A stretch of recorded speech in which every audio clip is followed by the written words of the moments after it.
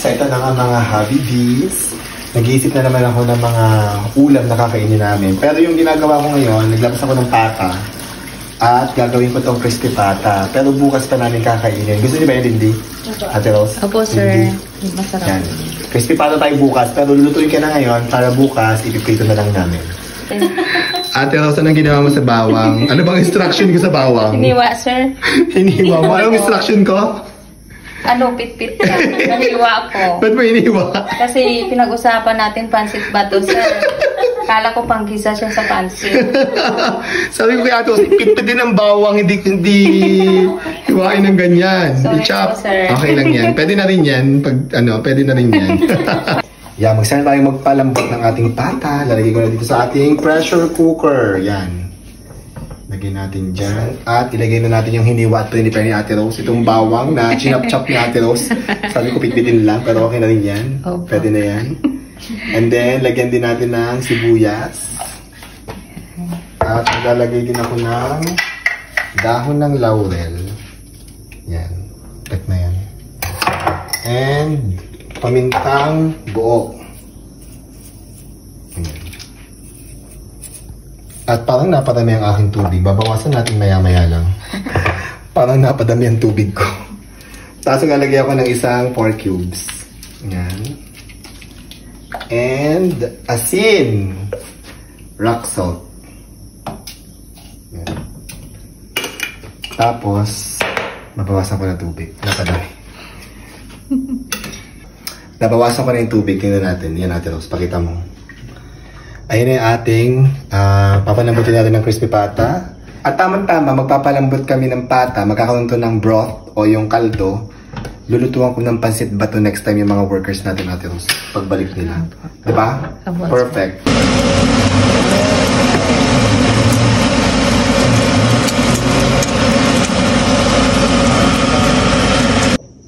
So yeah, malamig na yung ating pata. Tutusukin ko na siya ng tinidor.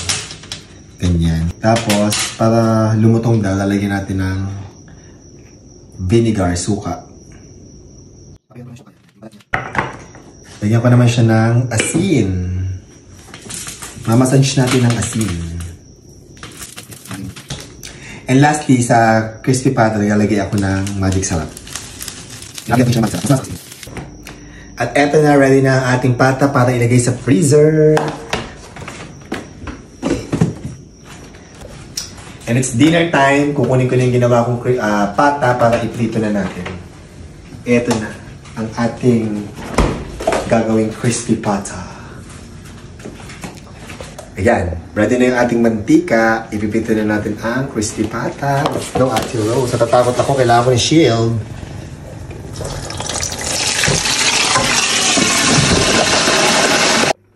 Nakakaloka na ubusan kami ng gasol. At tayong stock, Ate Rose. Hindi ako nakabilit na kapag-pa-deliver dahil dyan. Lalabas muna kami ni Ate Rose para bumili ng gasol. Ito yun. Tinanggal ko muna yung pata. Wala ng gasol. Let's go, Ate Rose. Labas muna tayo.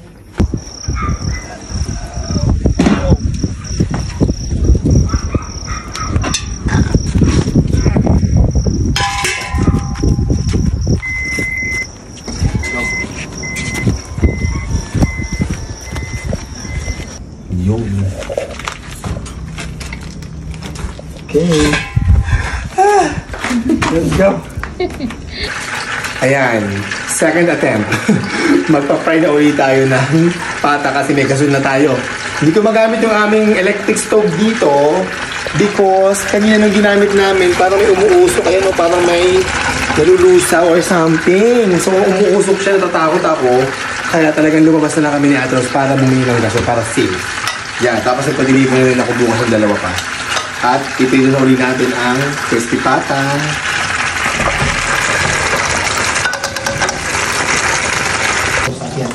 At habang piniprito ko ang crispy pata, gagawa tayong sausawan. Siyempre, ginagamit ko select soy sauce. Yan, maglagay tayo ng select soy sauce dito. Select vinegar. Yan.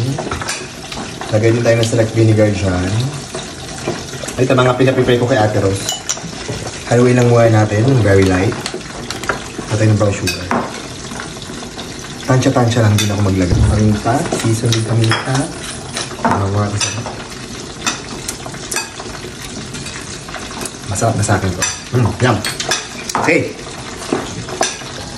Ayan, tingnan natin yung aking crispy pata. Gagawin ko dito, i-double fry ko. So, ipapalamigin ko muna ito. And then, i-double fry natin mamaya after mga 10 to 15 minutes. Or mga 5 to 10 minutes pa lang. Rest muna natin. At i-double fry na natin. Sabi sa akin, para daw malutong ang crispy pata, kailangan hugasan ng tubig. So, ito yung tubig natin. Yan. Kailangan lang natin siyang buhusan ng tubig, tapos ilagay uli sa mantika. 1, 2, 3, go! Yan na! Yan na. And...